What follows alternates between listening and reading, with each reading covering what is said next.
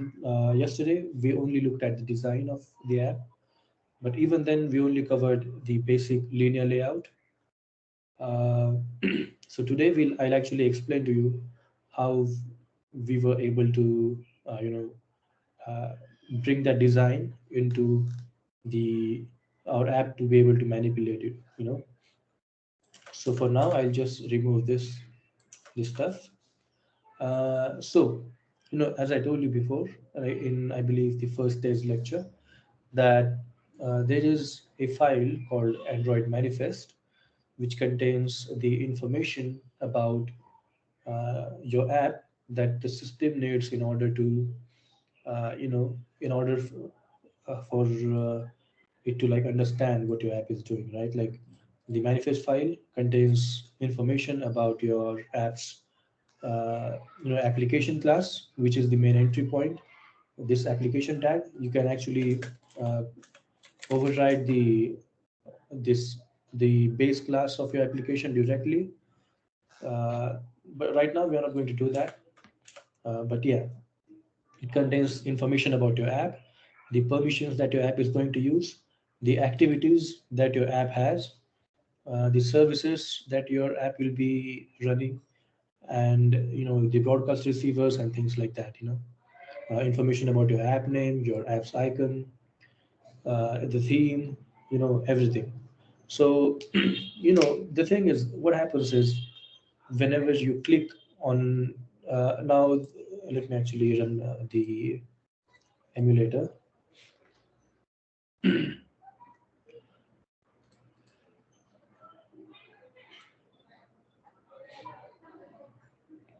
So, what happens when you actually, uh, Android is just applications, right? So, everything that you use in Android is an app, basically, the system itself. So, this thing that you're using right now to navigate between apps, right? This is one app, and it is called a launcher, right? Launcher,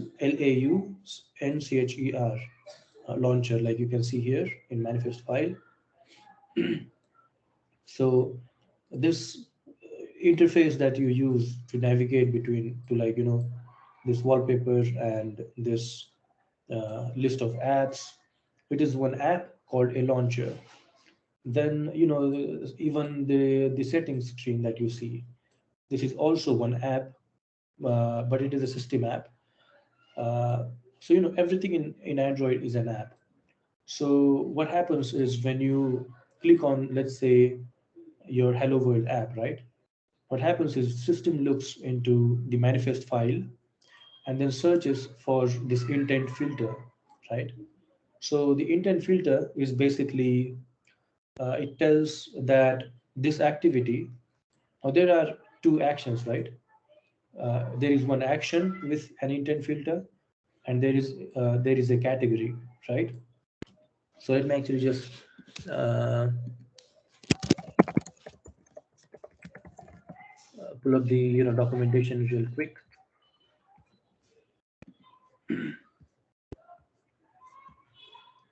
Um,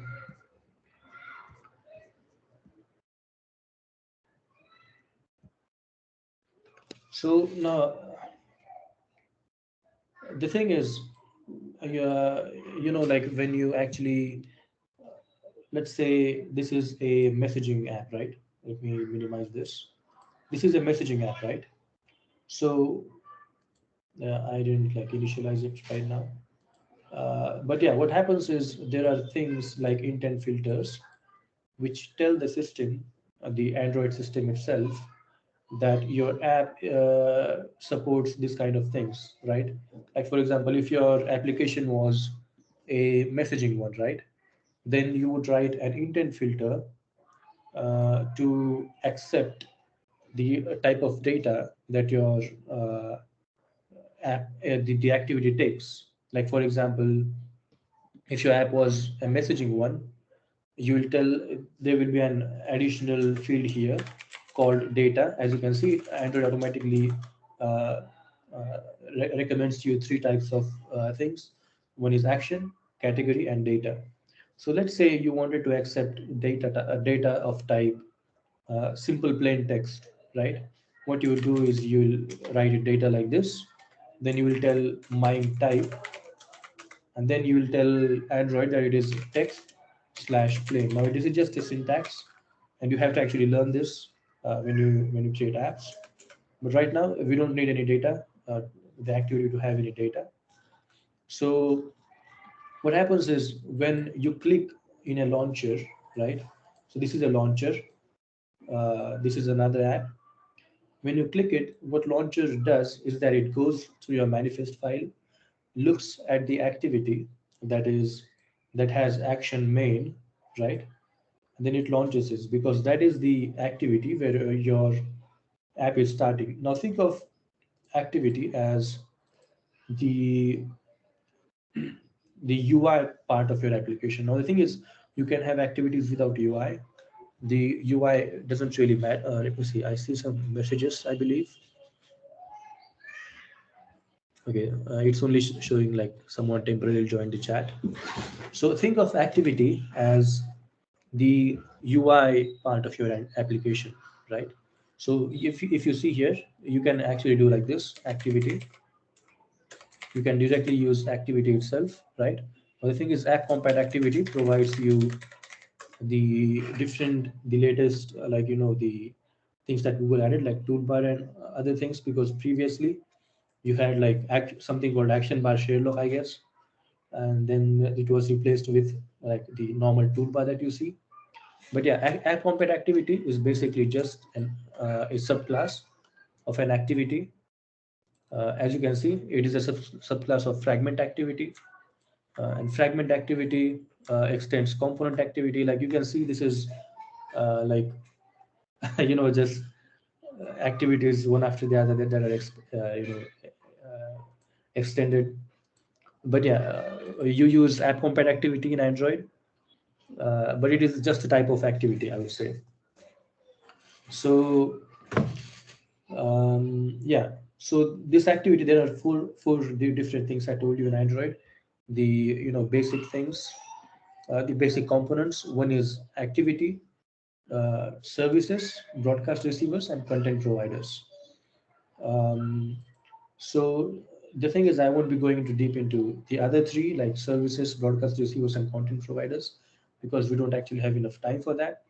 But I'll actually tell you about activities. So just think of activity as an entry point of your app, which allows user to interact with your app, right? But then nowadays, what has happened is previously, like before fragments was a thing. So fragment is, let me do something like this. So fragment is the new thing that Google added. Think of fragments as a mini activity, I would say, but not really, uh, because an activity can have different fragments, right? But your app needs to have at least one activity to be able to show the use. If your app has user interface, uh, you need at least one activity for that. But think of fragments as a mini activity. So when you actually use, let's again take an example of WhatsApp, right? So when you use WhatsApp, if you if your device is like this, if your device is in normal mode like this, you will only see the uh, people that have messaged you and their message, right? You will see this thing, a list of these things, right? But what happens when you actually rotate your device, right? When you make your device like this, what happens is the list itself goes like this, right? The list goes to the left, and then the first person that you were chatting with is his chat is shown in the right, right? That is how it works, at least in WhatsApp. So this is actually a fragment. So this thing that you're seeing is actually a fragment, and this thing that you're seeing is another fragment.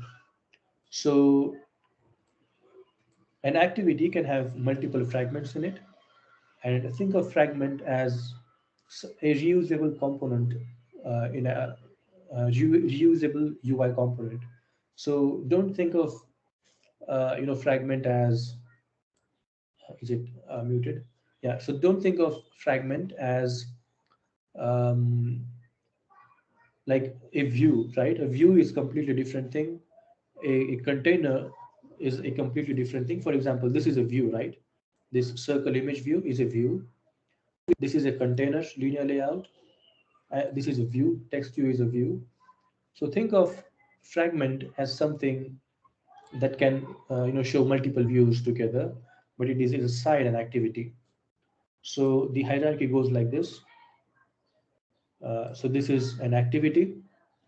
An activity will have a fragment or multiple fragments depending on how you want it. And this fragment will have multiple views. The thing is, you don't need fragments, but it is like I'm taking lectures now, and nowadays it is actually a the single activity thing is a thing now.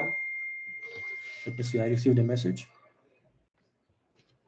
Okay, so the thing was my internet was actually gone. I didn't have internet, but I complained about it a lot so that I would get it back by 5 p.m. But yeah, I just received a message that it has been resolved and thing like that. But yeah, so this is an activity. You can have views. These are the views directly inside the activity. But the thing is, you have to navigate between different screens, right? Like for example, in WhatsApp, you have to navigate when you touch on something. When you touch on this thing, you have to navigate to the next screen where it shows the full chats, right? That is why you need either multiple activities or multiple fragments. Now the thing is here we are directly using this layout inside an activity. That is why it is like I would say like we're not using fragments right now, but I just wanted to clear that concept up because uh, I'm actually going to give you a list of different things that are in Android, so that you will know at least what different things are used. Like for example, I told you this circle image view it is used. So let's go through like the different views and widgets and all that one by one. So first one that I can think of is a text view. A text view in Android is used to display a text, as it's in the name, display some text. Then the second one is image view. Image view in Android is used to render an image, display an image. Then third thing that I can think of is view-wise, just the normal view. So for example, when you need to insert, let's say a line, right? Like let's say you wanted to insert a line between this text and like the name and the message that is below the name. What you will do is you will write a view, right? Just a normal view, and give it width. So let's say match parent because it needs to fill the complete parent. And height, we just need a small thin line, right? So height will be 1 dp, and then I'll give it a background black. So in case you need to like um, where did it go? So as you can see, it added a small line in between the text between these two texts. So when you want to do things like that, like for example, if you want to just have an empty view, let's say if you wanted to just like the thing is you don't need this view a lot, except maybe for something like this, and you need to like add a line or like the dotted line and things like that. But yeah, there is also view that you can use. Now let me actually see because I don't actually think about widgets that much. But as you can see, there's text. There is also buttons. I forgot about the buttons. Nowadays, there is something called a material button view, just a subclass of views, just a super class of views, I would say, parent of different views. Then there are buttons.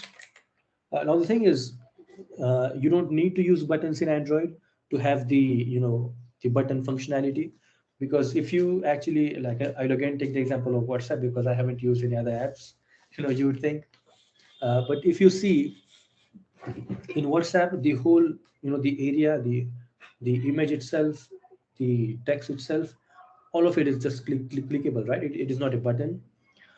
So you don't need a button to be able to add functionality like click and all that in Android, because the view class, as I told you, this view class itself has the on-touch listener functionality, so that all the subclasses that extend from, like this text view, uh, you know, so let's say this is a text view class, right?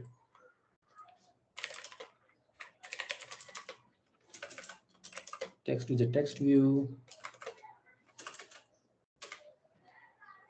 late image variable text is a text view. So now if you control click on text view, you will see that text view is actually extending from the view class. So the view class itself is the parent of every view, right? If you see here, this is the view class. Um, so yeah, so this view class actually has an on-click listener. Uh, Let me actually go ahead, search for. As you can see, this view class implements the on-click listener by itself. So anything that extends from view will have the functionality of being able to handle clicks or the gestures and all that. But yeah, so there are buttons. You don't actually need buttons, but just in case you wanted buttons, there is something like you can. There is a class called button that you can use, right? Or you can use something called a material button. This material button is actually added in the latest APIs of Android, and it lets you have the material theming for your button, so that it is either transparent or has like a thin. Let me actually show you. Split. So now I didn't actually tell you about this thing. There are different views in Android when you design your apps. One is code view, where it only shows you the code. Then there is split view, which shows you code side by side with the visual representation of what you're coding. And there is just design view, which shows you like directly different things that are available to you. But yeah, generally, like most people use split view, like the because like no the thing is when you try to code in Android like completely by design, you'd end up with a lot of bugs, right? Yeah, like drag and drop functionality, just don't use it. Like it's useless. If you're actually trying to be a developer, just use either code view or split view, right? But yeah, I think I was about to show you the material button and button. So if you look at this button, right? There is a class called button. If I give it, let's say, width wrap content and height of also wrap content, because we don't want button to be completely, see. So this is so annoying, dude. So like you guys all know, like I'm like a little bit good at things, but one dude just contacted me and he's trying to make me hack an account. I don't know whose account he wants to like hack, but yeah, he just like messaged me that he wants to hack someone, and we haven't even spoken in like he. I knew the guy from 12. So yeah, like anybody is like just annoying. Don't tell your computer engineering friends to like hack things, because we can't most of the time. So the thing is, I told you yesterday, right? There is something called uh, themes in Android. So yesterday, what we did was we made the parent of our app theme right? You'll see this style name, theme.hello world, is actually used in Manifest, I believe, right? Yeah, you'll see that our complete app is using this theme.hello world. So if you see this, we actually made the parent of this theme to be Material 3, right? So Google, the like Material 3 is the new specification that Google has added for like the theming in Android 12. Like if you actually see here, Material 3 design, you see that there's already a website that Google created, material3.io. So it has like basically the thing is everything looks like rounded. If you see in this image, like the button is the floating action button is rounded. The any other the bottom navigation bar is rounded, or like the cards are rounded. So everything is just like rounded corners. But yeah, so now the thing is yesterday we made the parent theme of our app to be Material 3. So what happened is when we created a button, the button automatically took the properties that the Material 3 design that Google has already, created, the themes that Google has already created, and then gave it to button. Now you can see the button itself is like it has like rounded corners, like in Material design. So button has a text property. Let me give it click here, right? I don't like try to code with me because I'm just trying to show you difference between a button and Material button. So now if you see here, button, it just directly took the properties from the Material theming. But now if I change this to a Material button, Material button, you see it is still the same, but now you'll be able to use the styles that are given to Material buttons. So you will see that material, it's only showing Material 3 actually for now. Material components, that button. So now you will see that there are different types of styles. So there is text button. This will remove the background, I believe, from the button. I'm not sure why it did not remove that. Text button. Um, yeah, I don't know. The thing is, I don't actually know how to use Material 3 as of yet. But let me change this back to Material components. Dot day night. Dot light.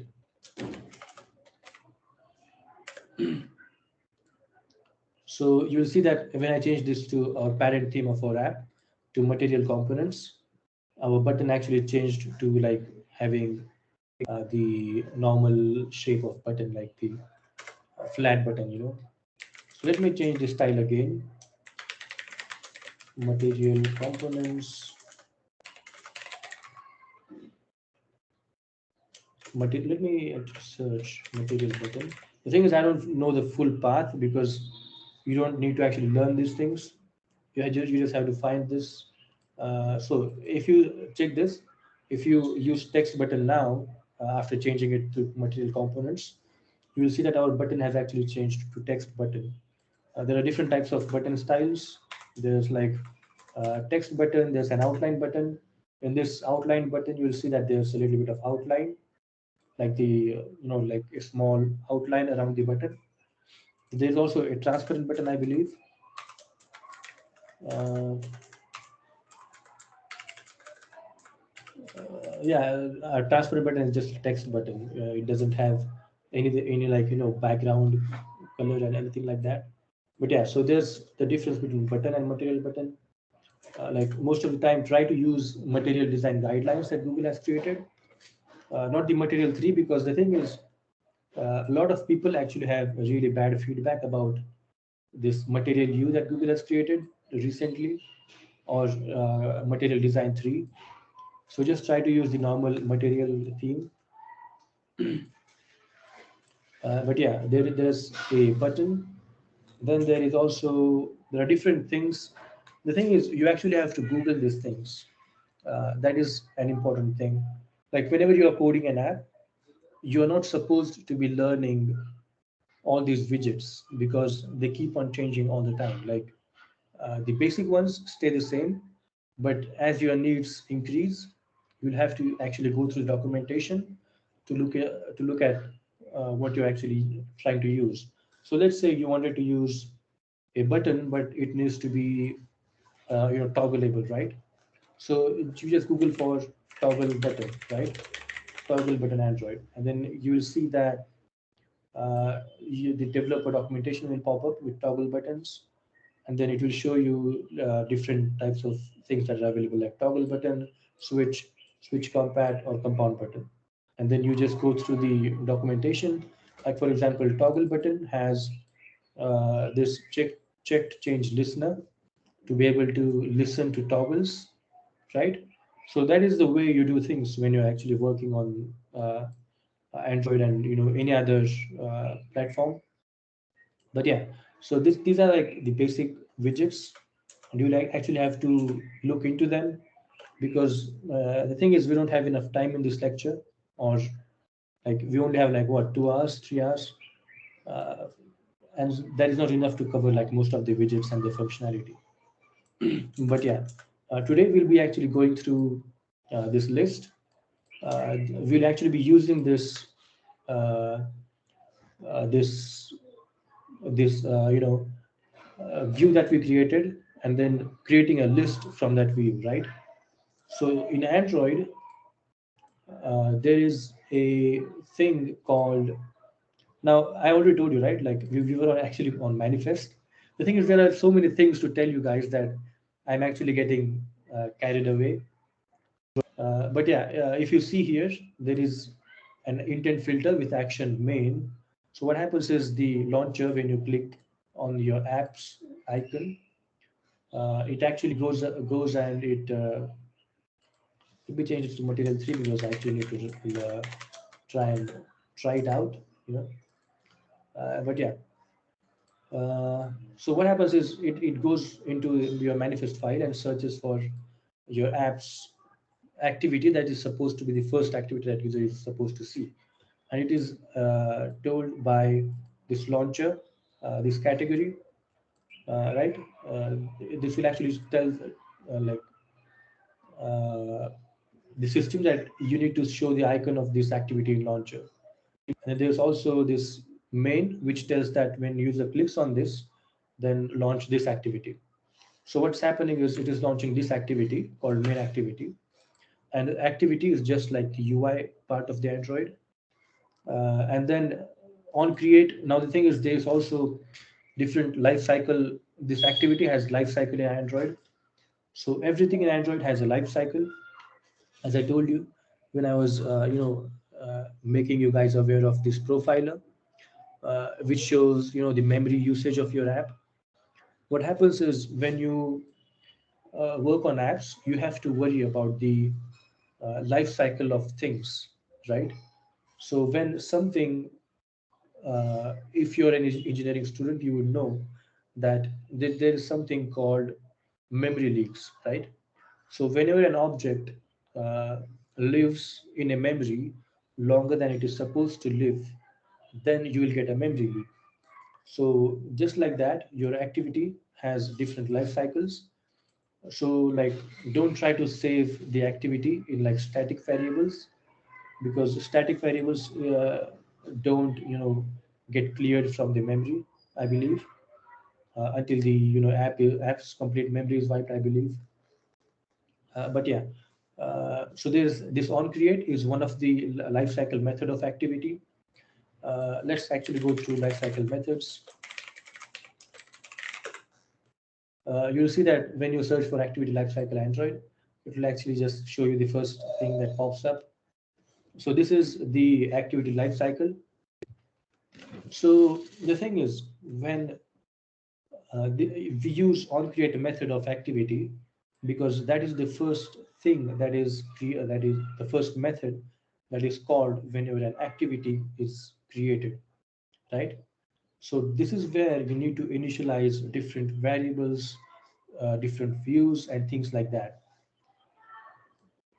So we used on create, right? That is because this is where we are initializing the different views and things like that, or setting our content view, or the theme of our application if you wanted to change your theme dynamically. But yeah, there's on create, there's on start, there's on resume. So this actually explains everything properly to you. So the first method that is run is on create.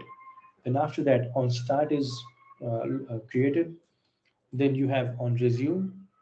Then after on resume, the activity is completely running. So the activity is actually visible to user. The views are initialized and things like that. Then you can do operations, whatever you want to do. Then there is an on pause. So this is called whenever the activity uh, goes into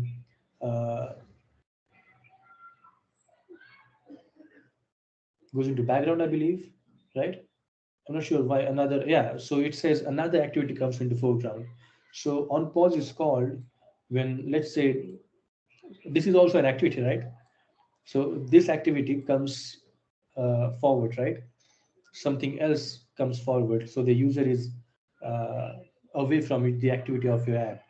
That is when this on pause is called. Then, if let's say the user comes back to your activity, like let's say this activity was visible now. So this is an activity, right? I told you everything in Android is an app. This is the activity of a launcher. So now user comes back to this one. So the first thing that will happen is it will go to the on resume. It won't go to on create. You see the arrow here. Let me actually zoom in. It doesn't let me zoom in actually. Uh, so if you see here, from on pause, the activity goes directly in on resume. So let's say you had something like, um, let's say, like there's a thing in Android where you have to tell user, like this is one example that I'm giving. Uh, let's say you launched an intent in Android, which launched another activity.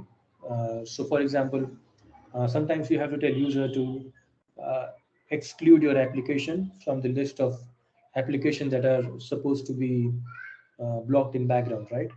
Because the notifications don't work otherwise. So what happens is you want user to go to another activity and then come back. So after coming back, if you want to check whether user completed the given action, you have to write those methods in on resume. So what's a good example of this? Like when you make UPI payments, for example, right? So let's say your user completed the UPI payment. You launched a Paytm app from your let's say application, whatever it was, and then user completed or did not complete the transaction, but then he came back after the whatever he did, right? So you want to check whether user completed the action or not. You have to write the code to do that in on resume, because that is where you will know that user has resumed the activity. So now I need to actually check whether user completed the transaction or whether he did not complete the transaction. So this is where the different lifecycle methods come in. There's let's say on stop, on destroy. The thing is you will actually learn about them when you become like a complete Android developer. Right now, since like most of you are beginners, these are not that usable for that important for you to get started. When you actually code your apps and do things, then you will actually think about these methods. But it is still good to know, like it is just still important to know that things like these exist. Because if you did not know, then it just you won't be able to debug the problem with your app. But yeah, so just keep in mind that there are these life cycle methods to activities and fragments. So I told you fragment, you actually have to memorize these things, right? Like fragments, activities, and all these things. So just keep in mind the fragment lifecycle methods in Android are also just like activity.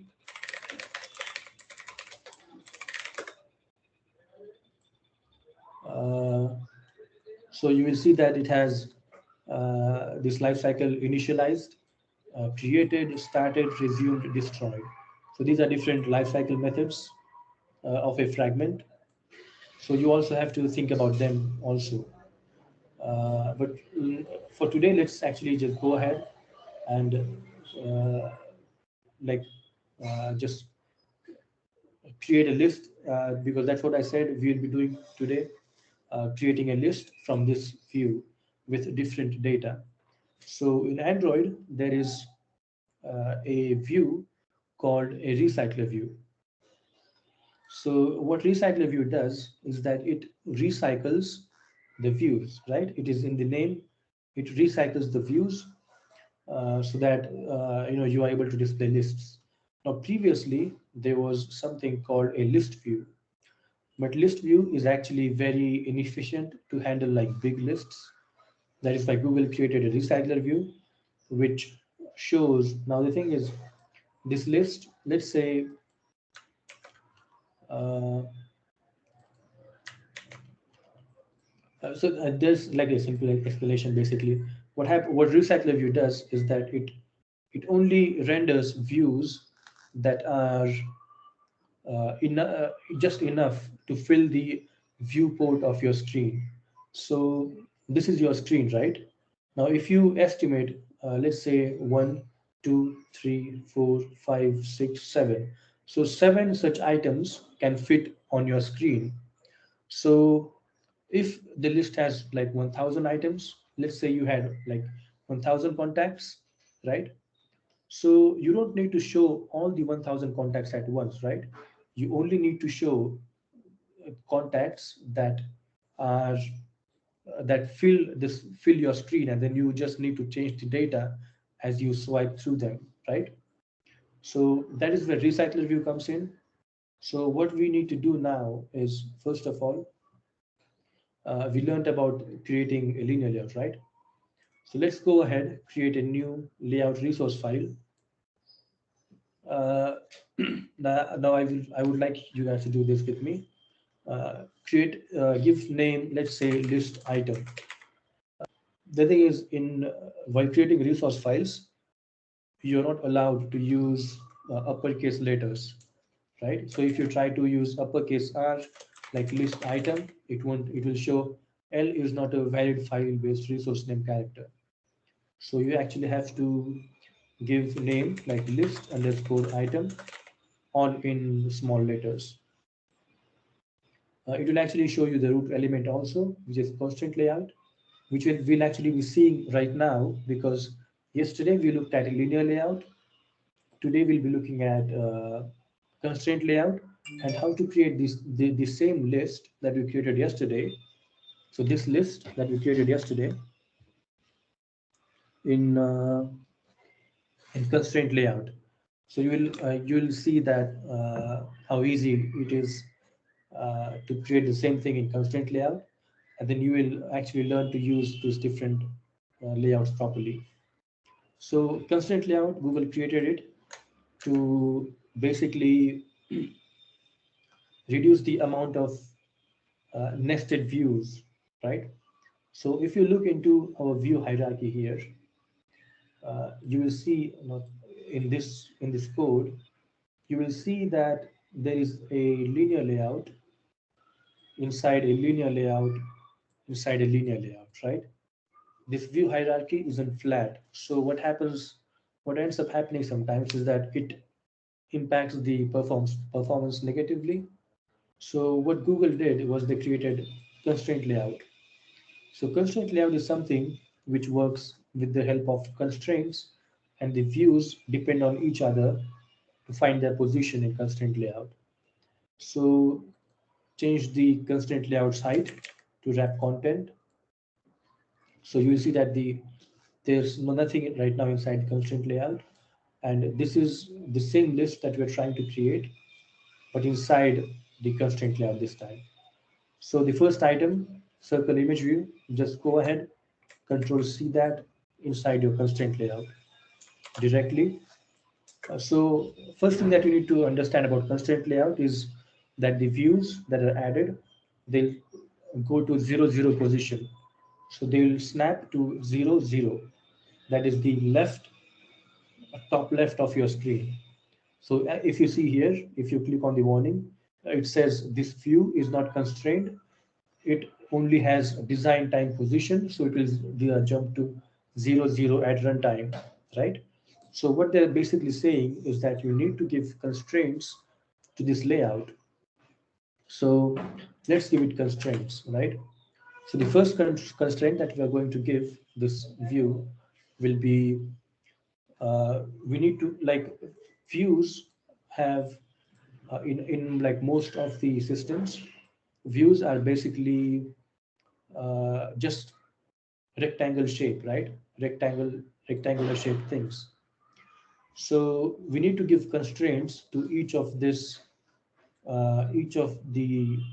corner of this view, right? So now what we need to do is, if you look in this list, in this item, this cat's top portion is aligned to top of the parent, right? So what we'll say is top to top of, and it will automatically uh, give you the suggestion top to top of parent, right? So now you will see the top part of this cat is constrained to the top of parent which is constraint layout. But you will still see the warning doesn't go away, because the thing is we only gave one constraint to it, and in order for views to work properly in constraint layout, you need to give two constraints minimum. You will actually see here, it will say this view is not constrained horizontally, so it will jump to the left. So now we also need to give this constraint. So what I'll do is constraint uh, start to start off. Now the thing is, there are two different types of things in Android that you also need to learn. So there is start, and then there is end, then there is left, and there is right, right? So left and right. So there is also, you will also see, if you see left to left off, right? If you do this, it will show you the left to left of constraint, right? And then, so what's the difference between start and left, right? So when you work with international devices, there are different languages, right? For example, I believe Arab language is written from left to right, from right to left. So in that case, if you, let's say, didn't do left, if you use left to left off, your view will still be starting from left, but ideally it should be starting from right, in case the device is Arabic, or the language that people are using, like are start from the start, right? That is why you need to use start to start off most of the time, so that it actually conforms to the different regions, the different, like, things. So start to start off, what it will do is it will use the start. So how do I explain this? So if the device was Arabic, what start to start of constraint will do is it will start the view from right to left instead of from left to right. So in that case, it just switches. So start to start of parent, because we need this to be constrained to the parent, right? The thing is, I don't actually need to take this right now, but I do want you guys to know about these things. But yeah, start to start of parent. It is really easy to understand. It is not like rocket science, and you don't actually need multiple, like, nesting of views. So the next item that we'll add is this text, right? So we'll go ahead, copy this, and paste it here. But instead of making this match parent, like in constraint layout, the values are calculated at runtime. So these widths and heights, they're calculated at runtime. So the view needs to stretch, and or what's the opposite of stretch? Expand or contract based on the constraints that you provide. That is why you need to appropriately give either width 0 dp, height can be wrap content in most cases, but width needs to be at least like, uh, I'll actually explain this to you when we, let's say, code, when you add, uh, I don't think we need to do this actually. So let's say we wanted to, so just use 0 dp when you want either width or height to shift, right? Right now we don't need our the text to shift vertically. That is why we are using height wrap content instead of like 0 dp. But yeah, when you want the something width or either height to expand or contract, then use 0 dp. So now we already have the ID for this text, which is username. We also need to give ID to this circle image view.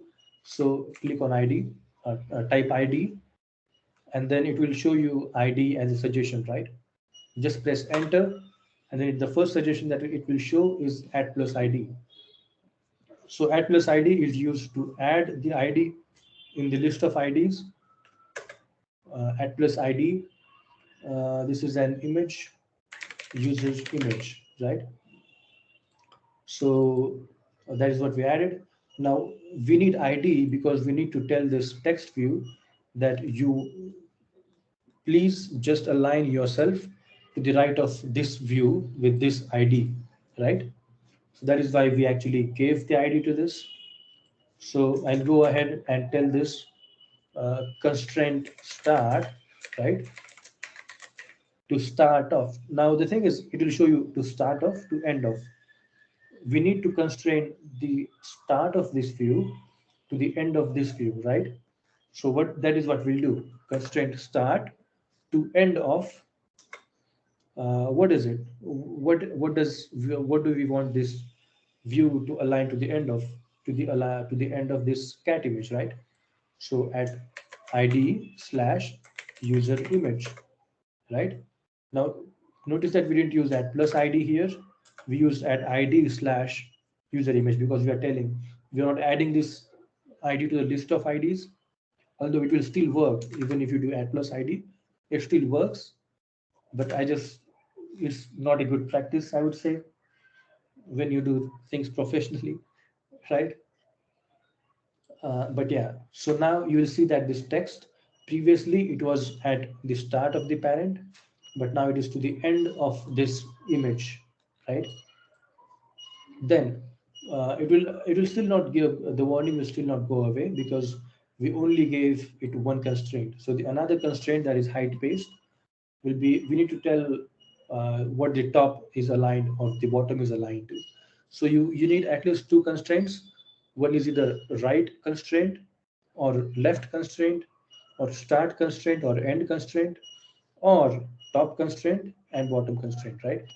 So you need either two of these, either the left and right constraint or top or bottom constraint. So here I'll give top constraint, top to top of parent, right? It is easy because the top of this text view needs to be to the top of the parent, which is this constraint layout, right?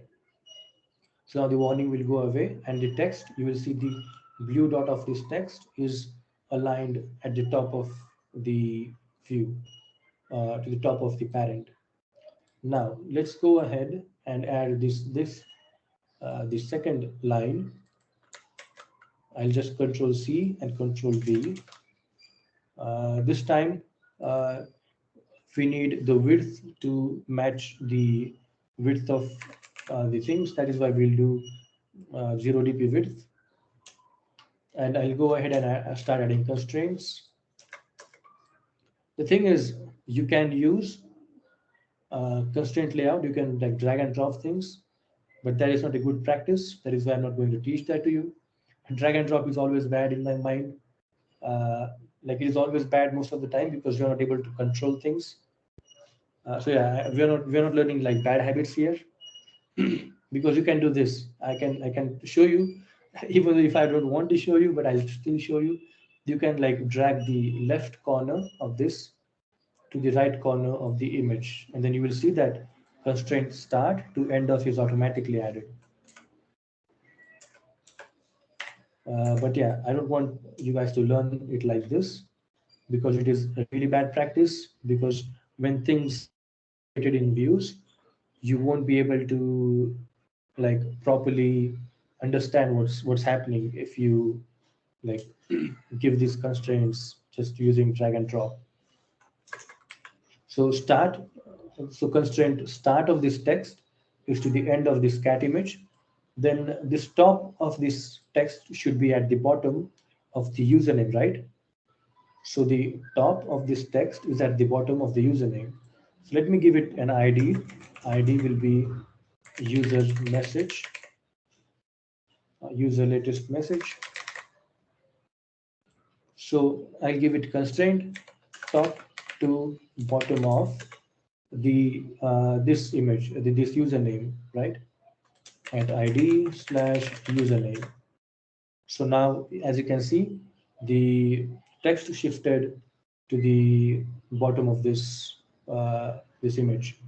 But now the thing is, you'll see that the text itself is running outside because we left the width to be unconstrained. So what we have to do is constrain this width somehow. But we cannot do uh, end to end of parent.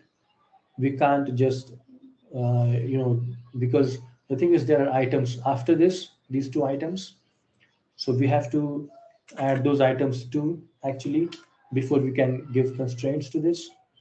So I'll go ahead and copy these two things,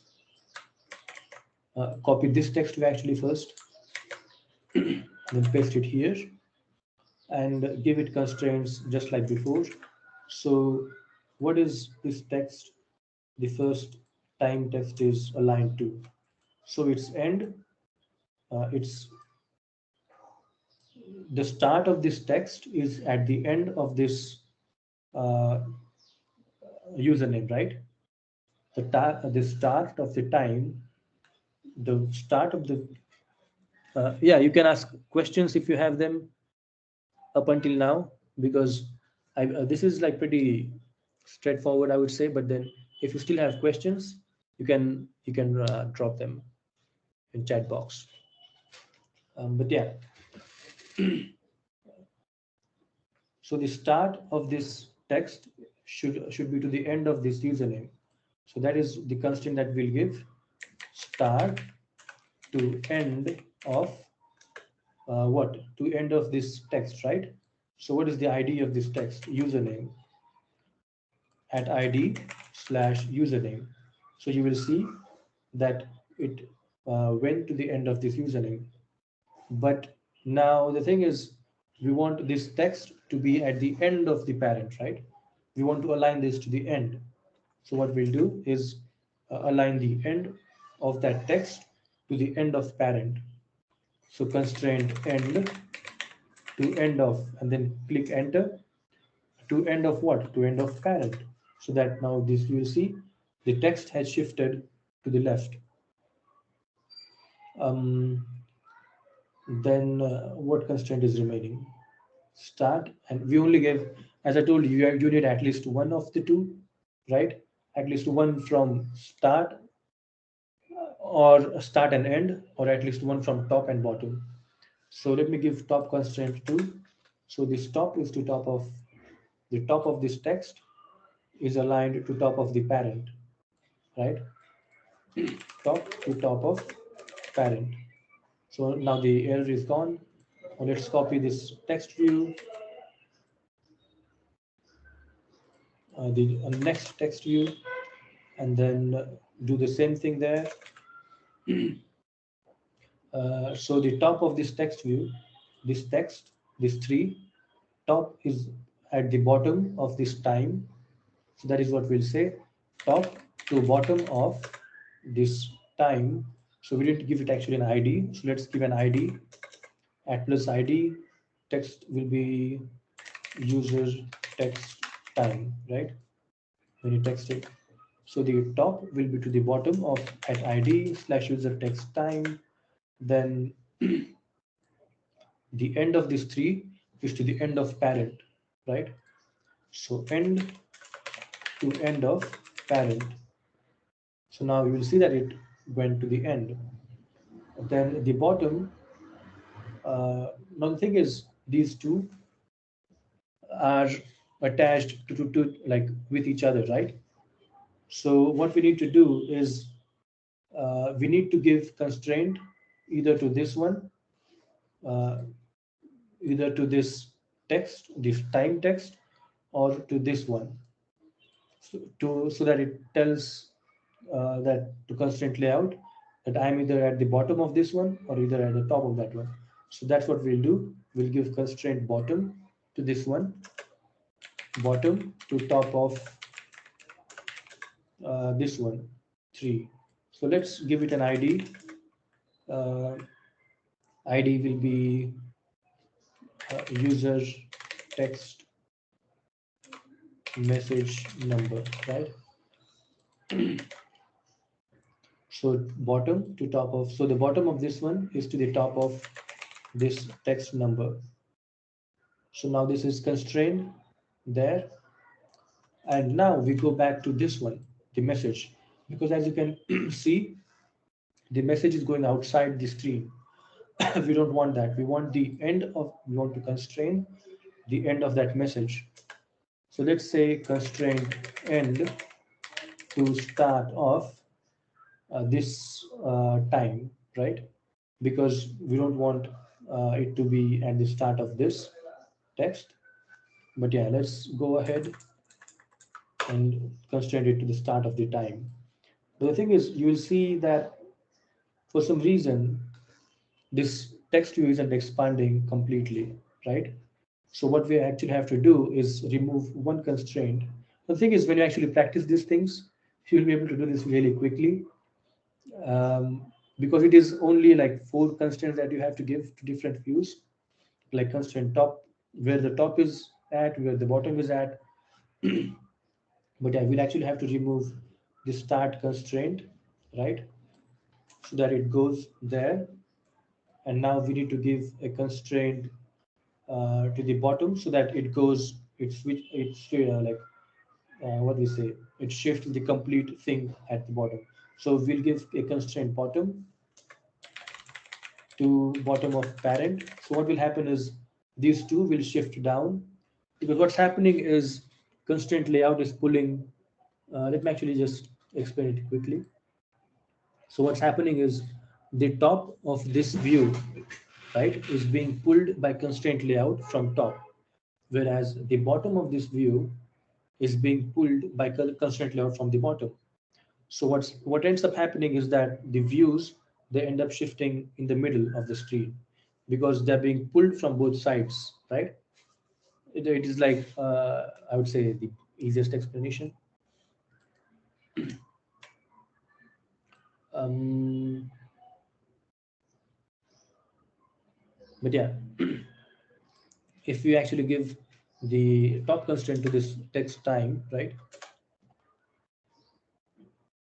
Top to bottom of, okay, bottom to top of. Okay, so now we need to do the same thing. We need to pull the views in middle. So what we'll do is give the bottom constraint to this, right? We'll constrain the bottom of this username to bottom to top of this one meeting, right? To top of latest message, and then we'll pull this one, pull the bottom of this downwards so that both the items shift in the middle of the screen, just like we did with this thing. So this one we'll have to give bottom constraint, bottom to bottom of parent. So what ended up happening was that this it's like pulling both the views. Now if we actually change the height to 0 dp, what will happen is this view will take the entire screen. Let me actually do this to both things. Height, okay, let me change that to black content. Bottom to top of, and to start of time. 0 dp. I actually need to make it wrap content. But yeah, this is for now. We'll keep it like this. The thing is, you'd actually have to use a linear layout just like this to make the content stick together. It would be possible with I believe constraint layout also. But yeah, for now I'll just keep it like this, and we'll move on straight to creating a list from this item. Now we also need to give padding, a margin start. How much was the margin? Margin start is 12 TPs, and then another margin start to this text to shift it a little bit towards right. And then there is a padding to this complete view, right? There is a padding for this complete view, which is of 12 TPs.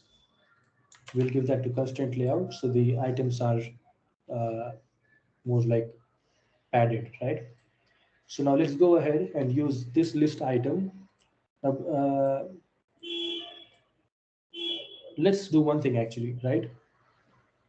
I don't think most of you guys would have followed this to completely. I'll just go ahead and paste the contents of this constraint layout in the chat. If you were not able to understand it or if you didn't follow it correctly, but I have pasted this code for the list item in the chat, so you can just copy it and paste it. Uh, because we are moving on to creating a list. So for the list, what we need is we need to create a recycler view. So I'm taking list right now directly because the thing is, this is the part where I faced the most issues, right? Because nobody would actually, there's like no tutorial on Google which explains the lists in Android properly, because it is a lot harder concept than it needs to be. But yeah, so just go ahead, either copy and paste your old activity main code, or use the code that I just pasted in chat and paste it in list item. So what I'll do is I'll clear out this code because we actually need to add a recycler view here. So as I said before, recycler view is a thing in Android which displays a list of items, and it is really efficient in showing different types of lists. So recycler view, then we also need to add the namespace. Let me go ahead and just copy the namespace from here, and these are the tags. And because we need to access this in our code, we need to give this an ID, right? So add plus ID slash list, uh, contacts list, right? Or messages list. Yeah, you just call it whatever you want. Just make sure you know the ID. So we created a recycler view. To create a recycler view, all you need to do is go ahead, open a curly bracket, then type recycler view, right? It will show you the what we say, the autocomplete will show you the thing, the complete class name of recycler view. Then just press enter. Then it should show you layout width. Make layout width match parent. Make height match parent also. Then go ahead and close it, and then you will see that it shows, uh, it still shows that you need to define the attribute. That is because you have not added the namespace. Namespace is required in Android because uh, like it uses XML, and XML needs to have some type of schema, or like namespace, just like namespace, for it to be, like I would say, to check whether the code that you wrote is valid or invalid, basically. So just go ahead and add Android in front of it. Then go ahead and Android. Then it will show you that you need to add the namespace, click on create namespace declaration, and then it will have the namespace for you.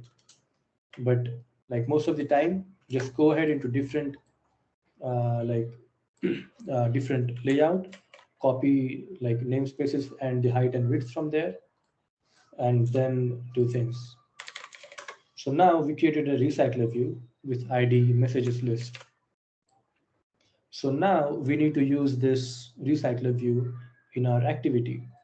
The thing is, you cannot use this recycler view in activity directly, because if this wasn't present, set content view, it would give you null pointer exception because the view itself is not present in activity. So what set content view does is that it takes a layout resource, right? This is called an annotation. So what it does is it takes the ID of a layout, let's say activity main, right? It takes the ID of uh, so R file is basically auto-generated. It's not showing right now, even if I control click on it. I think they stopped showing the R file. But what you need to know is that R file is automatically generated, and it is basically, it looks something like this: class, let's say layout, right? Then it will have layout activity underscore main, value activity underscore main, and then it will have some integer ID, something like this. So what Android does, okay, it is, I believe it is more than what integer can uh, accept. Okay, I don't know why it's not taking integer. It is an integer. Integer literal does not conform to expected type int. Okay, if I make it long. So why? I think integers can handle this, right? I'm pretty sure. Yeah.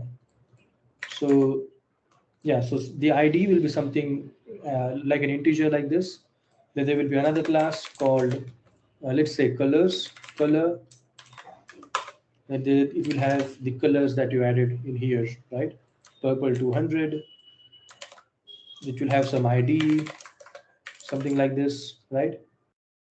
But yeah, it is just an R class. It's just something, a class with an ID, which Android uses to like save, like you can see here, like when I hovered onto activity main, it shows public static final int activity main equals to some kind of ID, right?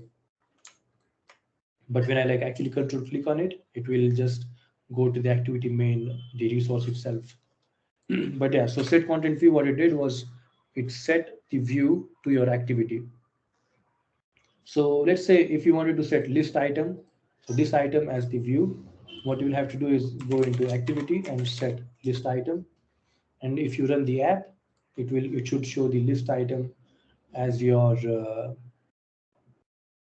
as a thing. Like you can see, it showed the list item as the content of your activity. But we need activity main right now because the recycler view is in activity main. So the first thing that we need to do is we need to find this view, right? Find this recycler view in the activity. So there is something called, so Kotlin, I actually didn't explain because we didn't have time that day, have something called null safety. So null safety is a concept in Kotlin where the compiler checks whether the thing that you're trying to access is not null, right? So here, the thing is, there is a keyword called let init. What it does is that it tells compiler, Kotlin compiler, that we are 100% going to initialize this variable, but not right now. The thing is, if you try to create a variable in Kotlin, variable, let's say this recycle view, right? Messages list. Let's say you try to create a messages list. You cannot do something like this. Recycler view equals to null. You cannot do that because Kotlin is null safe. It tries to prevent null pointer exceptions, as much as it can. So what you have to do, the thing is you can use this, but if you actually added this nullability symbol, so there is this symbol like question mark in Kotlin, which tells that this value can be null, but do not generally use this. Try to avoid this as much as you can. Even try to avoid this, letting it variable, uh, right? The thing is, right now we just need to get started quickly. That is why we are trying to do it like this. But yeah, in real world, you actually use something called Kotlin synthetics. For that, we will actually have to modify the Gradle file itself and add the synthetics. Let me actually show that to you so that our task actually gets easier. Uh, add Kotlin synthetics to Android project, right? So how do we do that? Migrate jetpack view binding. Okay, so I believe, okay, so there's this is another thing, right? I just learned this right now. Uh, there is this thing in Android where Google just deprecates or like throws away some code, right? Um, like I think people still use Kotlin synthetics because it is still a newer concept. So you have to actually apply this plugin. Uh, the thing is, I'll not do that right now. Like it would be too much. I just do the initialization of variables, the the ancient way, like the way it was done previously with find view by ID calls. So what you have to do is we added this late in it because we are telling compiler that we'll 100% be initializing this later on. And as you saw in activity lifecycle, on create is the first method that the app that the activity goes through. So we need to initialize this messages list, right? Messages list is equal to, now there is this function called find view by ID. What it does is it finds a view by its ID. It's easy, right? It is literally says find view by ID. So what is the ID of this messages list? It is ID. It is messages list, right? So to access IDs in Android, you have to access them through a class called R. This R class is automatically generated by Android. So R dot ID dot, what was the ID? ID was messages list, right? So now we have initialized the messages list. So now this recycler view or this messages list, this can be anything, right? You can create, you can say it a list. So now this list actually is equal to this recycler view. So you have actually just joined, I would say, the the layout code and your Kotlin code together. If you want to actually check if it is joined, what we can do is we can do something like list dot background equals to what does background accept? Background accepts a drawable. So resources dot get drawable. Um, I believe I will have to use resources compact. The thing is, you actually need a lot of experience and a lot of lot of memory in order to work with Android because there's just so many classes, and I'm trying to teach you like a lot of things in very less amount of time. Get drawable. It also uses theme, I believe. So I think resources was the get drawable dot drawable dot circle background. So now this is actually deprecated. I told you Google just deprecates things a lot of times. But yeah, I think I'll just give it a background color. R dot color dot purple. but we can't directly use that. So what we'll have to do is use resources dot get color.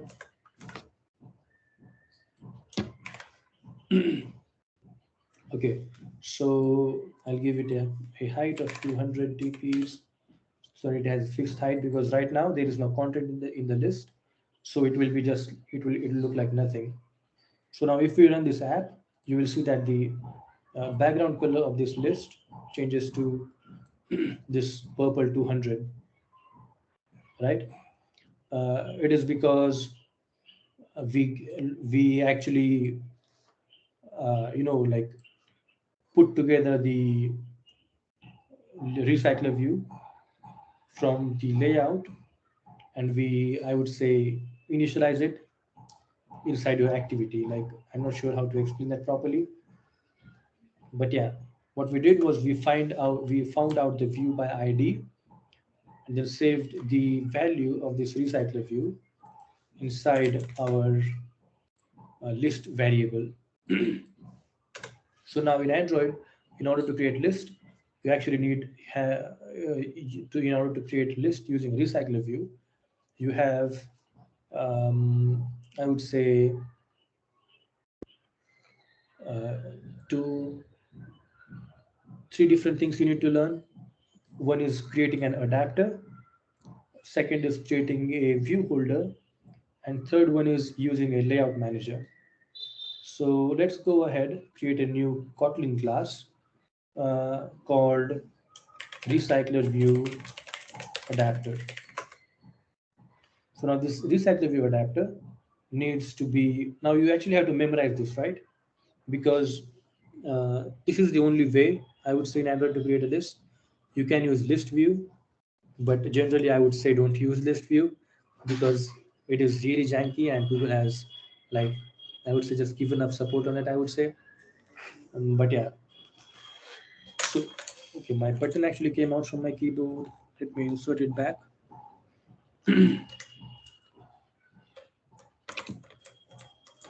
So I'm actually using like a mechanical keyboard with like typewriter type of buttons, so they come out sometimes. But yeah, so this recycler view adapter needs to uh, needs to be a subclass of recycler view dot adapter. So this is how you uh, okay, I actually did a step here. The thing is, it told us we need to import the recycler view class. uh, this is just like Java, right? You need to import the classes before you can use them. So it says you need to import the recycler view, and it shows Alt plus Enter. So what I did was I pressed Alt plus Enter, and then it automatically fetched the recycler view for us. So I'll go ahead and create a. So now this adapter needs to have view holder. So view holder is something that will hold the this view, right? This individual view, and then the recycler view will be recycling that view holder, right? So let's go ahead and give the uh, type to this adapter as recycle view. That this is like a type check thing. So this adapter will only accept the type of class that is the view holder. So you need actually need to learn these two things when working with list in Android. One is adapter, recycler view adapter, and another one is recycler view holder. So now we need to initialize this. So I told you that day, this is how you extend a class, right? So we extended recycler view adapter with functionality of recycler view dot adapter. So now it says we need to implement these different classes. So now a list, so recycler view, like when you see this warning, just click on implement members, and it will show you three classes that you need to implement, right? One is on create view holder, another one is on bind view holder, and third one is get item count. So what on create view holder does is it will it will actually create the view from the view holder. So this class has the, I would say,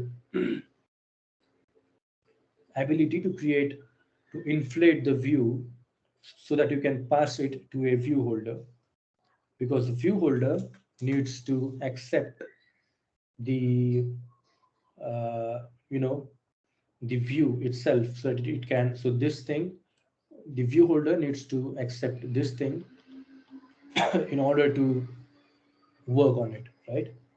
So let's go ahead, create a we have to actually create an, you can create a new class or you can use an inner class. So in Kotlin, there is a concept called inner class. So if the thing is, we'd actually have to pass a list to this recycler view adapter. Will not be doing this passing list right now, but in recycler view, we actually need to create a view holder, and so the view holder needs to access the elements of its parent class, right? So for that, there is a special type of class in Kotlin called inner class. So inner class is something that can access the variables of its parent class. So let's go ahead, create an inner class called, let's say, uh, chat item view holder, right? We'll give the name chat item view holder, right? So this is how you create a class in Kotlin, and this needs to be a subclass of a view holder, right? So I told you before, there are three things in Android when you create lists. One is, one, you need a recycler view dot adapter. Second one that you need is a view holder, and third one you need is a layout manager, so that you can so that your recycler view can arrange those items according to the way that layout manager has told them to. For example, in WhatsApp, the list is uses linear layout manager. So the list is just in a line. In your gallery application, it uses grid layout manager, right? Because the items of the gallery are shown in grids, right? There is one image, second image, third image, fourth image, fifth image, right? So it uses a grid layout manager. Then there are some apps where there is functionality, the images itself or the content itself, it like either becomes big or small depending on the content that is inside it. So that it is called staggered grid layout manager. So there are different types of layout managers that you can use, and you also need actually the list item itself, the layout file that you are going to recycle. So list item layout file, uh, it doesn't have to be like list underscore item, it can be anything, you can name it anything you want. But yeah, let's go ahead, create a view holder now, which would be a subclass of recycler view dot view holder. If you have any questions, you can just ask them quickly in chat. The thing is, I know this is a lot to take in, but this is an important thing because in Android you actually need to create a lot of lists. So recycler view dot view holder actually takes a view as its parameter, because the thing is, I told you, it needs to access these items. We need to manipulate these items in order to work on the list. So it will say that no value passed to item view. So what we have to do is say item view, uh, like we actually need to pass the inflated view to this view holder.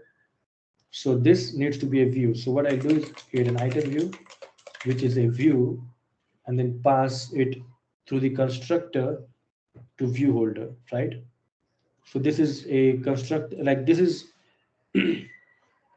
uh, like in Kotlin, there is nothing like super and things like that to like call the constructor of parent view, and right.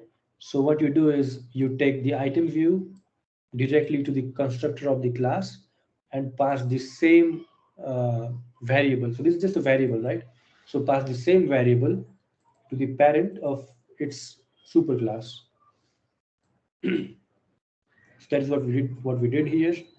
So now the next thing that we need to do is in on create view holder, we actually need to inflate this list item, right? This list item that we created, we actually need to uh, change it into from this XML code to a Java Kotlin accessible, I would say, object. So we do that by going creating an object of view holder. So let's go ahead, create. Now you can see here on create view holder actually takes recycled view holder as a return type. So we'll go ahead, uh, type return.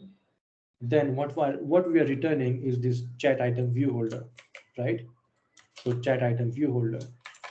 Now you have to actually remember the syntax because this you will be actually using it a lot in Android apps. Lists are like the basic things of most apps.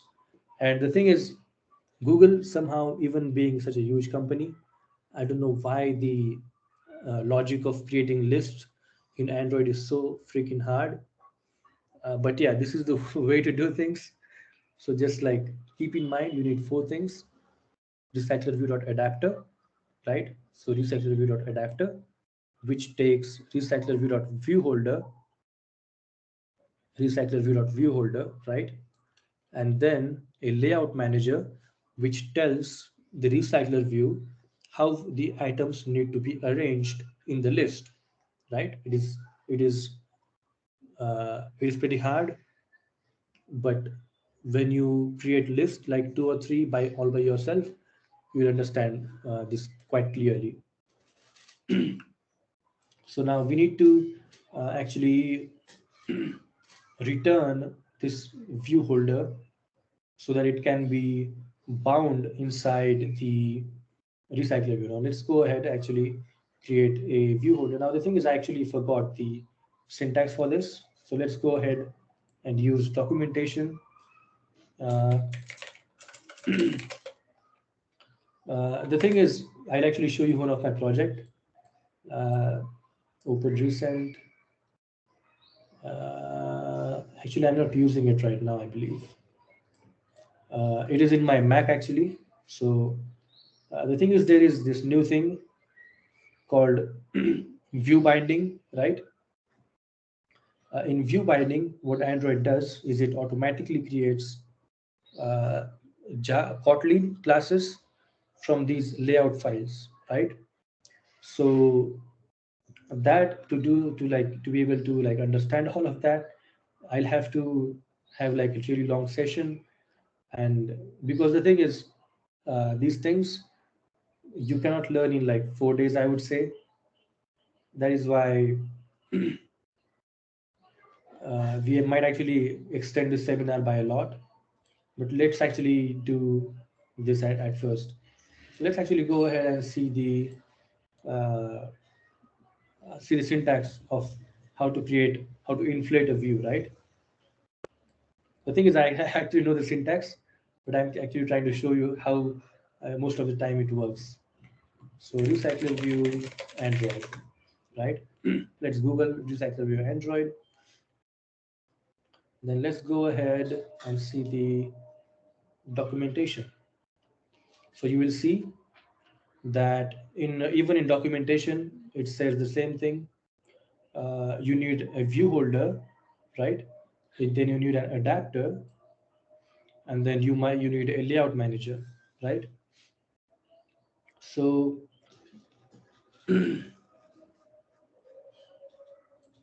let's go ahead, plan your layout. It tells you the same thing: linear layout manager, grid layout manager, staggered grid. Uh, okay.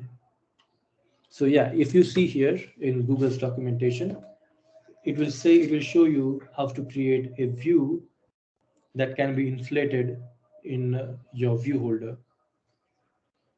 So it says value view equals to this, right? Just go ahead, copy this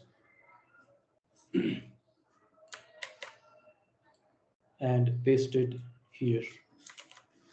Now you will see that there is a new class called layout inflator. What layout inflator does is, let's go ahead actually and click on it. Okay, let me either enter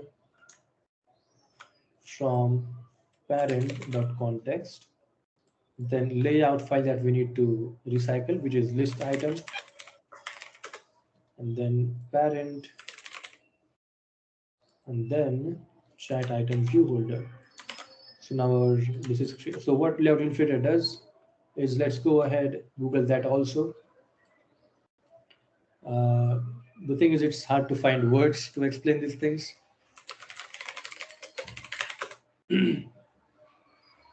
So the first thing you need to do is you need to learn how to Google things, and the and how to use Stack Overflow basically. So as I told before, you need to inflate those files, and what inflation means is you need to convert these files into its corresponding view objects.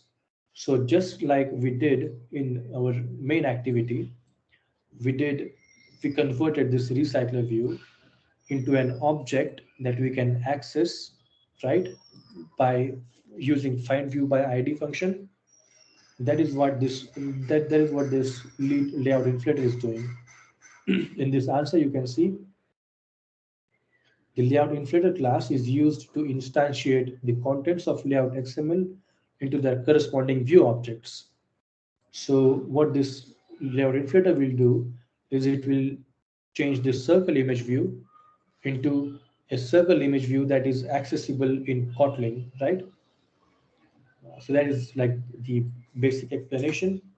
So the next thing is we need to actually get item count. So this is the function which returns the total amount of items that are inside your list view. What we'll do now is create a list, right? Let's go ahead and create a list. Uh, we'll actually initialize it directly. So the thing is, we'll actually have to create a custom object for this, right?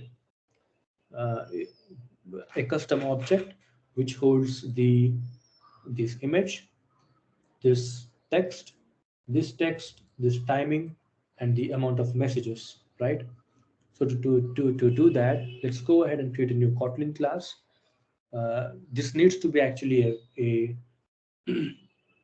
data class. Data class in Kotlin is basically uh, the model class, I would say. In Java, the Pojo, I'm not sure if you are aware of Pojo classes, but they are just plain old Java objects which have different properties defined in them. So let's do that now. Data class, we'll call it user info, or let's say chat info. Now this data class chat info, it will only take a few variables like uh, value, what was it? This image. Now image, we are actually passing it through the ID as I told you, and it will take the drawable ID. So it will be an integer uh, image ID, which is an integer. Then it will take this text, that is the name of the user, which is a string, right? So value username will be a string. Then it is taking this, which is the message. So it will be another value, user message, which is a string. The next one it will take is this time that the message was sent. So let's go ahead, do that. Value time, which is a which is what, a timestamp, I would say, right? Uh, Timestamp is another class in Java. Uh, The thing is, timestamps are actually long, like long, variables, because it's just a number. It's a timestamp. You should be aware of timestamps by now. They are used everywhere in like any application, in websites or whatever. And then the message number, which is just an int, I would say, with the chat info, value, messages, number of messages, which is an integer. So we created the basic data model that we need the list of. So in main activity, I'll create a list of these data models.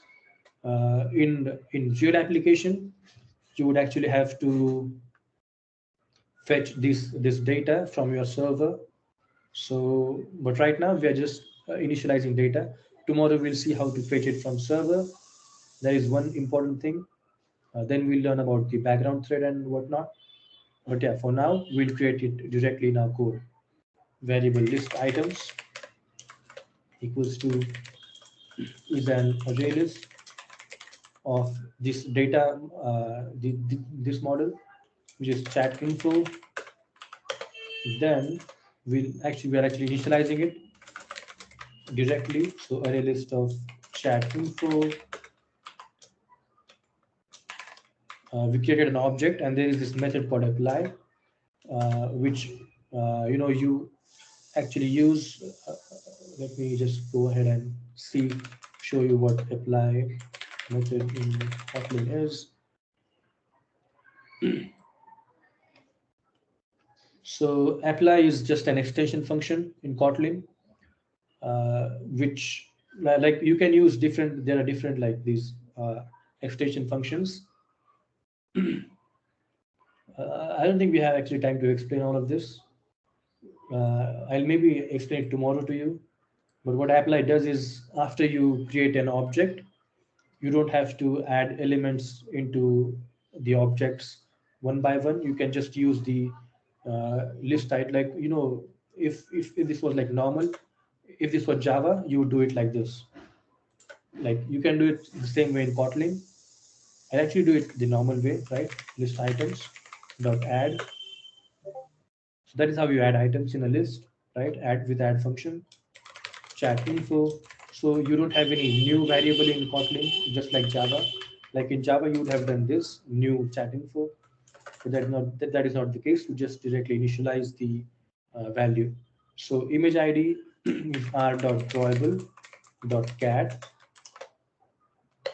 Then we have the second parameter is username, which is Vedprakash Wagh. Third parameter is this is message one, which is a message that we need to show. Fourth one is timestamp. I'll actually get timestamp from system directly. So system dot current time in millis is the method which gives you the timestamp of current system time. Then the next parameter in this one is number of messages. I'll say 3. So our first item has been added into a list. So let's add another item. This time, let's make it. Who's the last one? Who's the first person that I see? Kishore S. This is message number 2. Number of messages 2 or 1. So we have added these list items. So what we need to do is pass this list to this recycle view, right? Because we need to recycle the list. So we'll pass it through the constructor, something like this. Value list is an array list of chat info. Now we passed this list through constructor because we need to get the item count. So what we'll do is return list dot size. So this is this is the function which lets you access the size of the list. So what the get item count needs is just size of your the number of items that your recycler view will have. So let's go ahead actually, and then in onBind view holder, what you need to do is yesterday we saw, like maybe 2 days ago, we saw the as keyword which lets you know whether the we actually saw is, right? There is also another keyword called as, which I would say uh, changes the type of an object to something else. So now the thing is holder. So this chat item view holder is actually a type of recycler view holder, right? So we can typecast it to this chat item view holder, right? So that's what we'll do. Uh, Holder as is another function, no, a keyword which changes the which casts the type of variable, right? Holder, as we need to change this folder into chat item view holder. And then what we need to do is use the bind functionality. We actually need to create a function called bind inside view holder so that we are able to operate. Now you can create this function can have any name like operate or bind. Personally, I like to use bind because that is what's used in recycler view. So dot bind, and then we send the data to this bind function, right? So we'll send the data. So this bind function will accept chat info, right? Because that's what we need to show. So bind function will take a variable which is an object of type chat info. So chat info,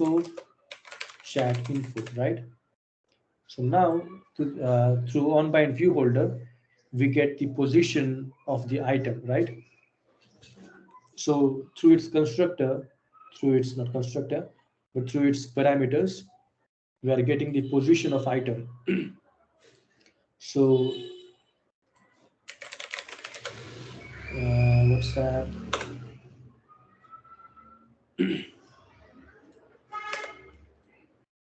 Just so if you see in this list, right? This is a list of items.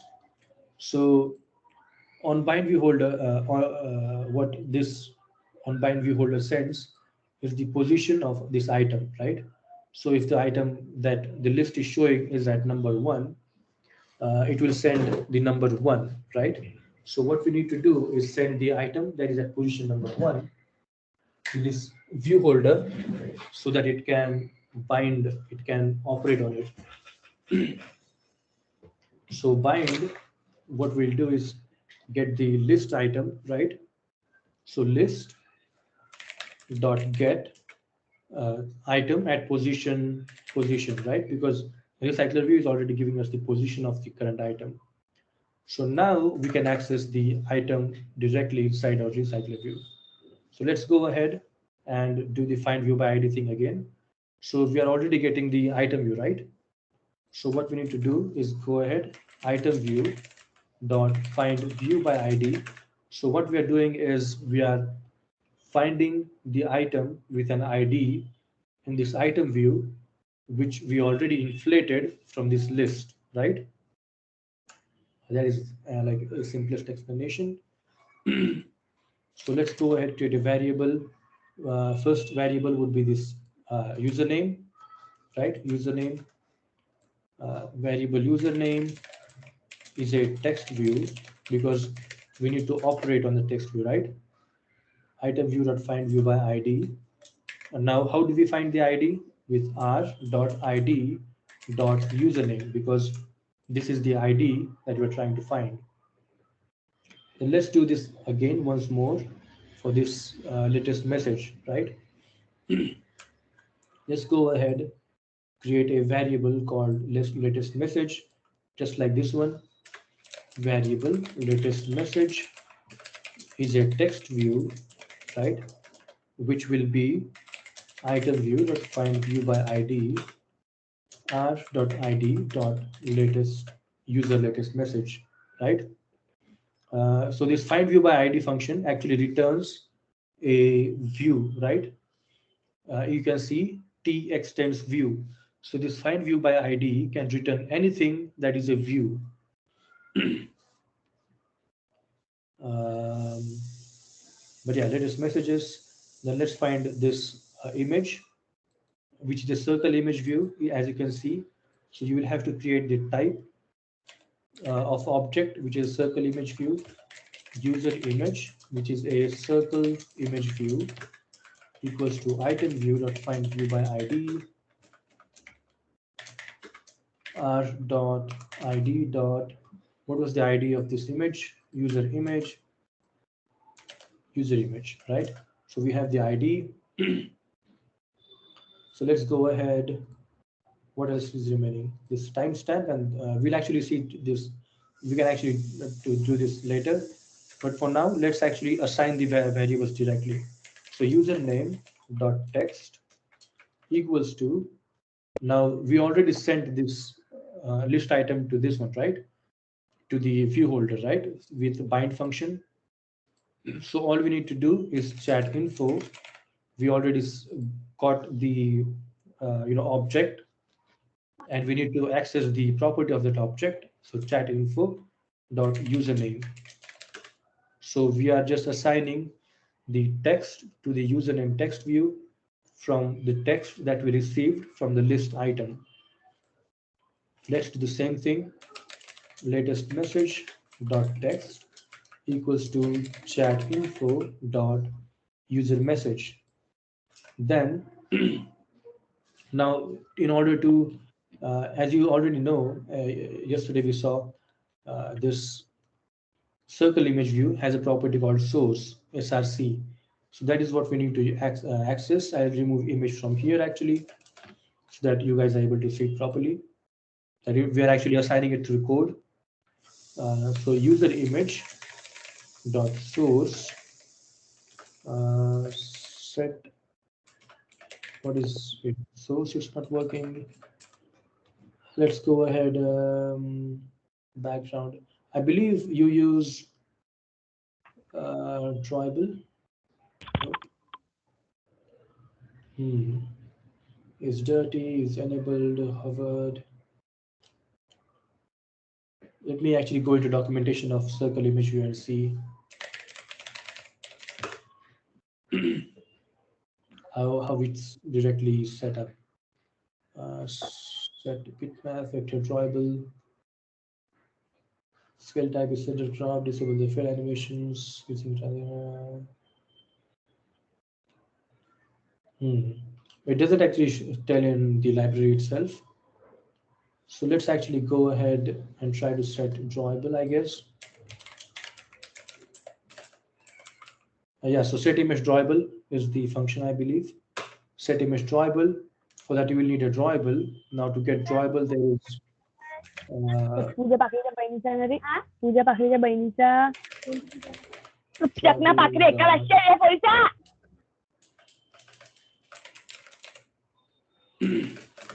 So let me see how we actually get drawable from ID. I believe we use resources compact dot get drawable, resource ID and theme. Get drawable, resource ID and theme. The thing is, I'm not still sure why they need theme to get the drawable, but context compat, I believe, is the thing. Get drawable. Let me try different things actually, because I'm actually creating it right in front of you guys. I don't have any documentation and things like that. Okay, yeah. So we need a context. Context can be gathered from item view. So every view has a context associated with it. So view has a context, and activity has a context, and application has a context. The next parameter is the drawable, which is ID that we sent through chat info, which is image ID, right? So we have 3 variables and we initialize all of them. Now it's time to run the app and see whether it works. Now, if there are any errors, you will actually see them in logcat, as I mentioned before. That is the one thing that we actually use a lot. So it did not show anything actually. because the thing is, we created all of this, but we did not actually set the adapter to recycle view, right?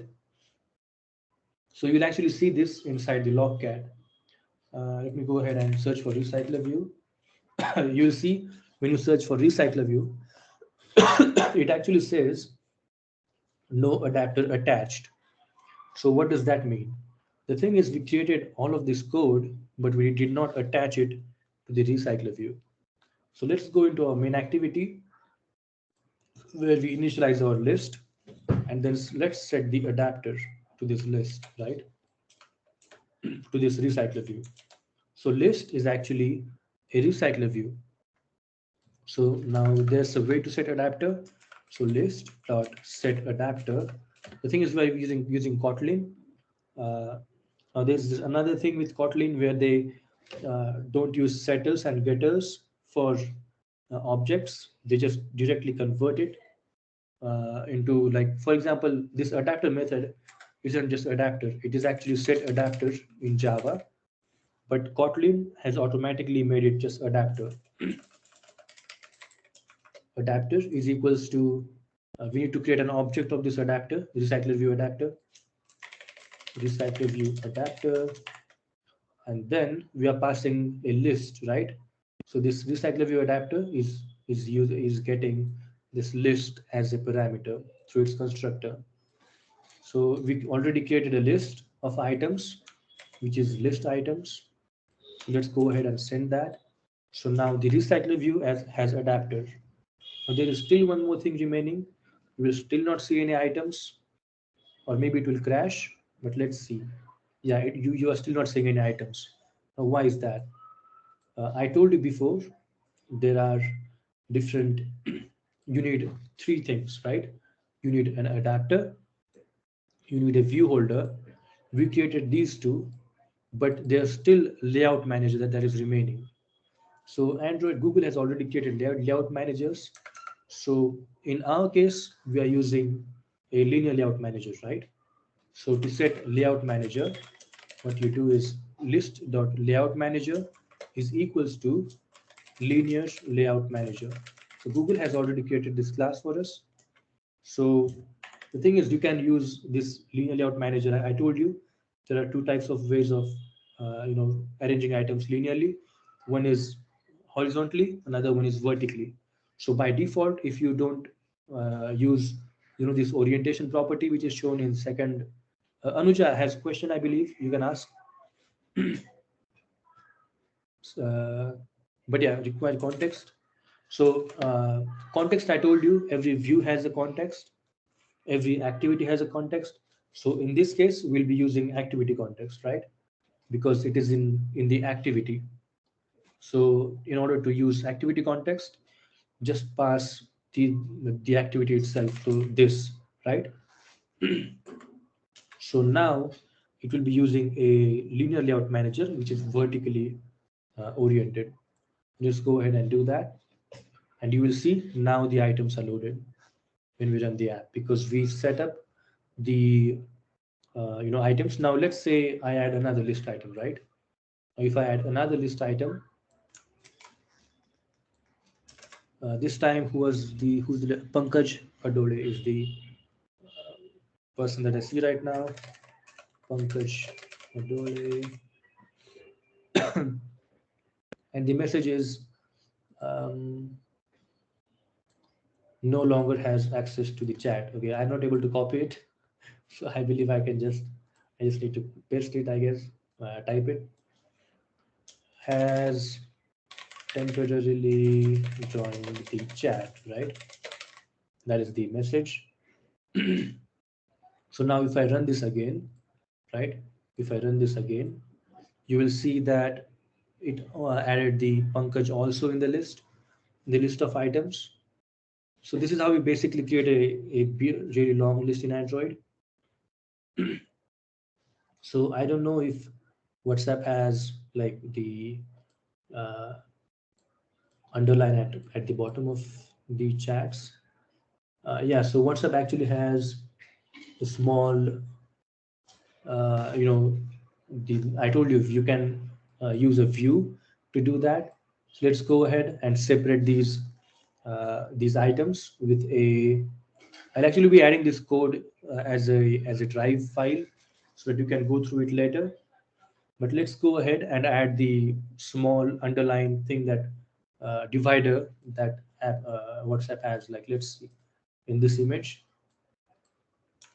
you will see that there is this thin line, right, between which is separating two chats, and it starts now. Again, we'll go into constraint layout.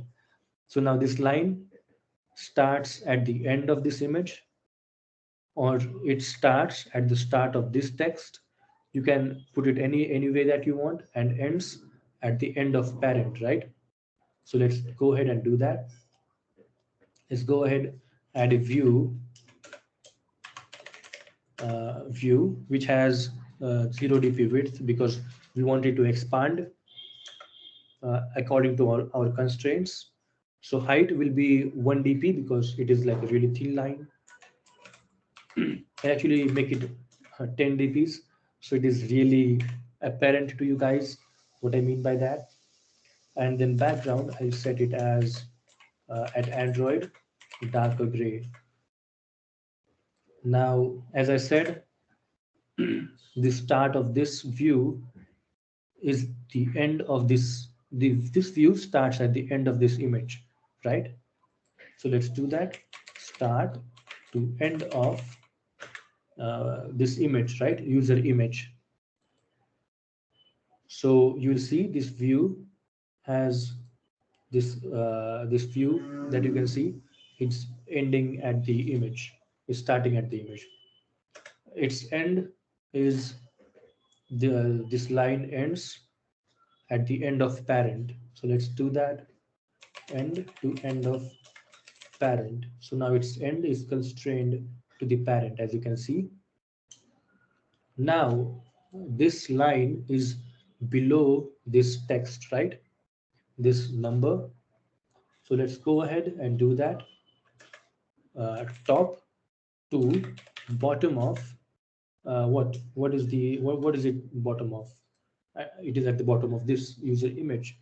No, not user image, but this text which has ID user text message number. So at ID slash user text message number, and you can see this line has shifted down below. So top to bottom to bottom of, I believe. Okay, top to bottom of, and then its bottom, I'll say, is to the bottom of parent,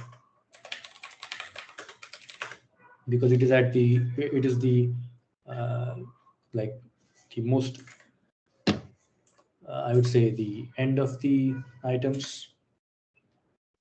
So now I change it to 1 dp again. But here's another thing, right? The issue is that this text is already aligned to the bottom, so we actually have to break that constraint in order for this view to work properly, and then give the bottom of this and make the bottom of this text to top of this divider. So actually, let's go ahead and give ID to this divider. Divider bottom to top of at ID slash divider. So now it is again aligned, but okay, I don't know what I did. I clicked something. Okay, but yeah, now the thing is,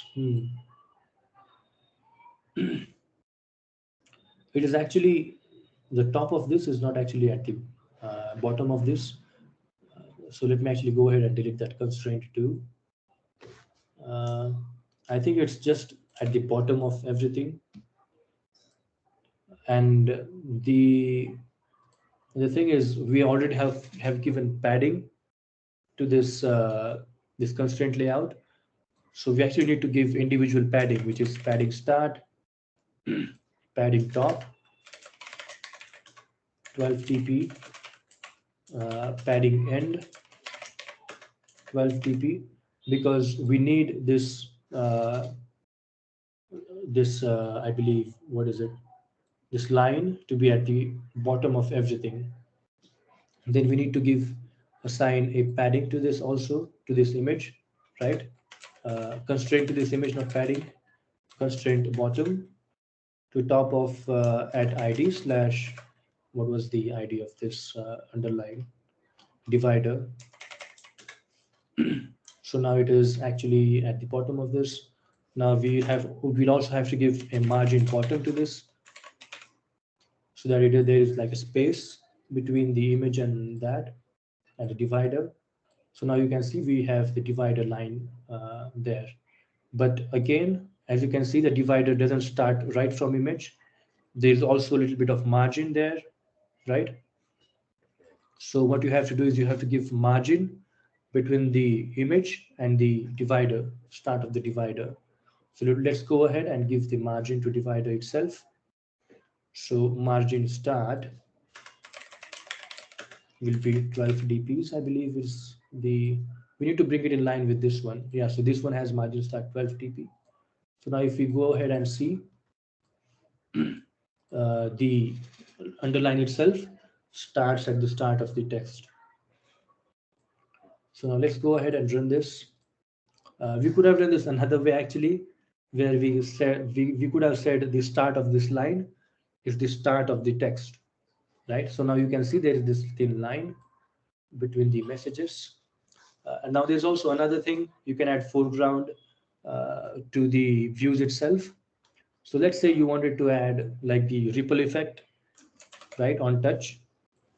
You do that by doing clickable true. So you tell system that this view is clickable. Then what you do is set foreground, right, to selectable item background. So you actually have to remember all this in order to do that, right? In order to do all these things. Selectable item background modulus.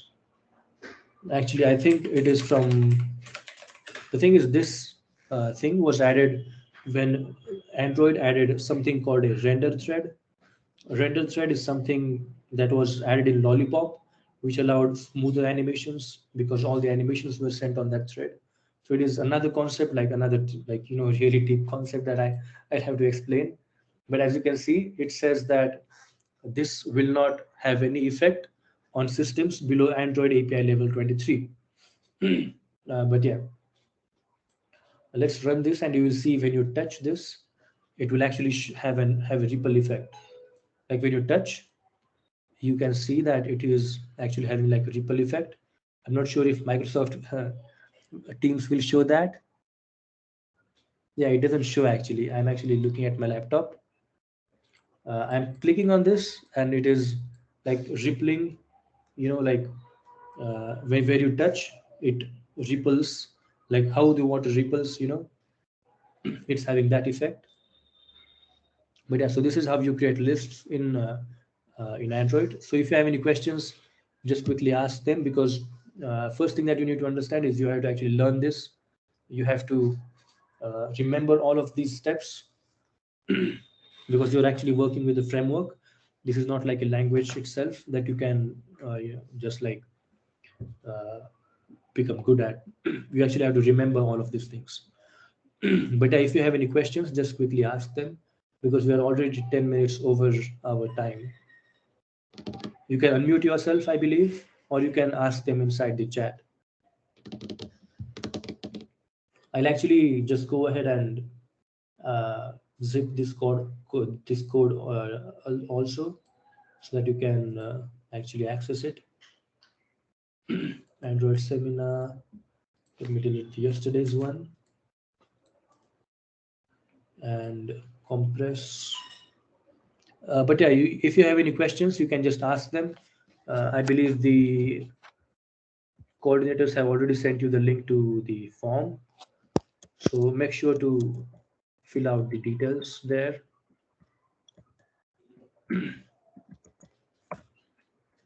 We might also actually extend this lecture, possibly, uh, like maybe by 4 or 5 days, if you guys are interested.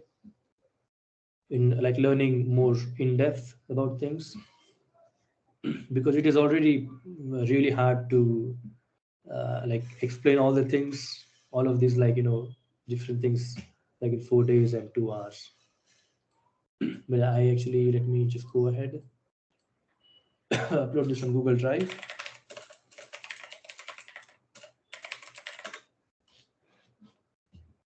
Android seminar. So this was day 2. Let me rename this to day 2, and I'll upload the new one, which will be day 3 lists, I believe. It is uploaded. We go ahead, rename this day 3 lists.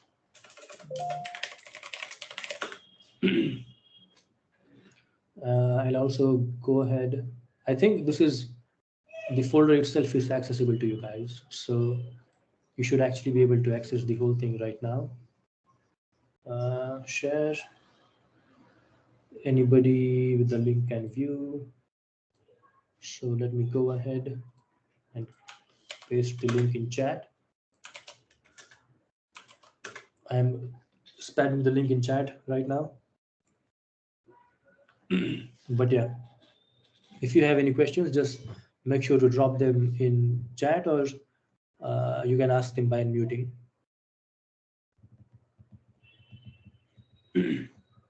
Or you can otherwise leave after giving the feedback.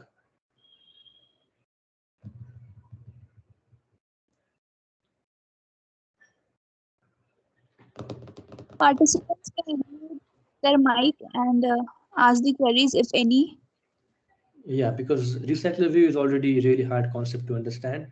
So I'm pretty sure most of you are confused by today, but we don't have enough time to actually go in depth to explain everything. But what I'll tell you is that you actually have to learn these things. You actually have to learn these 3 basic things about recycler view if you want to create lists. There are also more other things. Like the thing is, when you actually let's say access Facebook, right, you'll actually see that there are different types of items in the list, right? There is a post type, there is an image type, there is a video type. So in order to do that, recycler view has a function called get item view type, right? So what this does is that it will return the type of item that you can access inside your onCreate view folder here, right? View type. And then, yeah, if you want to extend the days of the class, you can just let me know actually, because I can take this for much longer, because that was my plan initially, because I knew that Android is like a really was really big thing to learn. So like a few, like 4 days is not enough at all.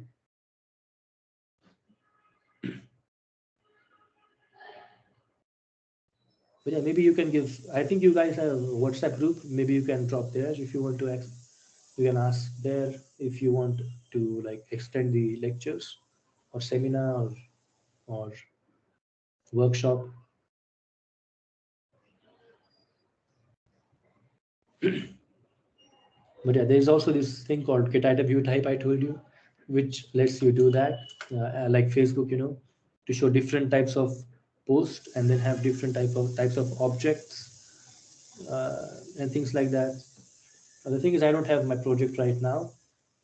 If I actually go into my GitHub, it will like expose a lot of projects that I work on, so I can't just log into my GitHub.